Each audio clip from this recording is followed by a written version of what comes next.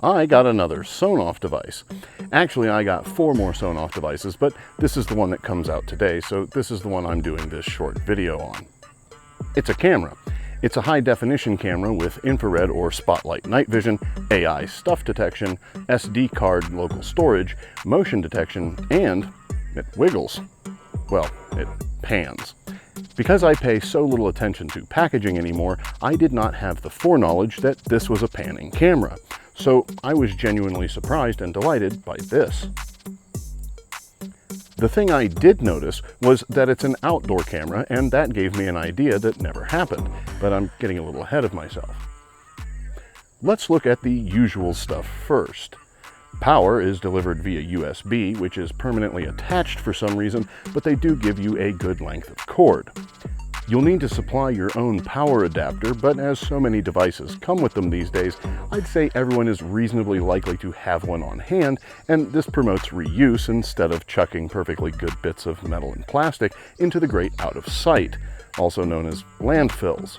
Most of your garbage goes in landfills, which is okay, except when it's not. Anyway, Sonoff recommends using a 2 amp adapter, I believe. I usually default to a 3 amp adapter because that's how I roll. If your device draws too much power from what's available, design it better. I'm not saying I could, but I'm also not hundreds of engineers and designers with international corporate budgets and laboratories. I'm not even one of those things. The way this camera mounts is easy and pretty solid. Sonoff gives you a template sticker, which are always welcome in my book. It's a good idea to trim off just inside the outer border to get the whole pattern without the sticker sticking out and potentially peeling from underneath the device. The base twists and locks onto the little plastic plate, and that's it. It's pretty secure for what it is, and it's not awful looking. Sonoff usually does make solid hardware. I've always given them their due on that. They also seem to have some really wide product offerings, but more on that in upcoming videos. I'm sure this is the result of multiple manufacturing concerns with somewhat flexible tooling, providing commonly produced components, and packaging them under an umbrella brand name, but that's also how things have worked in consumer electronics since the early days of the Radio Corporation of America. I won't go into details on that unless you want me to, in which case I invite you to summon the mighty spirit of engagement by tapping sweet nothings on the instrument before you. You could also depress that like button with tremendous force and acceleration. When I first opened this camera up, I was on a road trip with my wife in our travel trailer. The pan-tilt camera Sonoff sent me some time ago has been serving as a security camera in the trailer when we're out exploring and leave our campsite unattended. It's worked like a charm for this, and I don't even care about the app integration because I'm never in quite the same place or configuration when I do power the thing on anyway. Not that my habits are really worth tracking or even hard to surmise.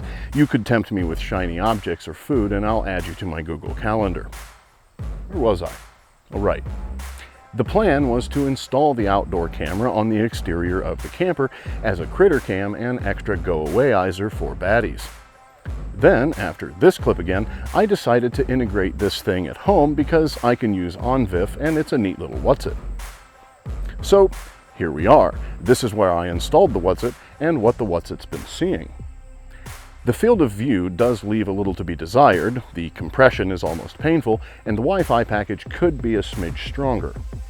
The app control has typical IP cam delay, but there are a few features you might find neato. I don't, so I'm not going to cover them because it's my camera. There are 3 very simple reasons why I'm going to say that literally every shortcoming this thing has doesn't matter even a little to me. First, as far as I can tell, it's well built and I have little doubt as to its outdoor capability given other outdoor Sonoff kit that I've test driven. Second, it has simple common protocol support that allows me to use it outside of its own ecosystem. It isn't perfect, and outside of cracking it open and futzing with an FTDI adapter, I'm fairly certain you need to at least use the app to initially set up the camera, but you can take it off-road after that. The third reason I forgive it for some of its specificational substandardism is that it only costs $30. I've only had it for a few weeks, so there's a long way to go before I can declare it all-season Ohio-proof, but I'll keep everyone updated. While I have your attention, if you're a regular viewer, you will notice that I'm not in the studio.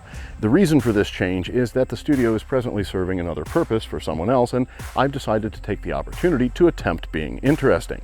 Let me know if that works.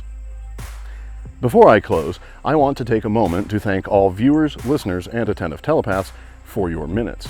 We're all allotted an unknown limited supply of minutes, and you've spent some of yours with me. I greatly appreciate that.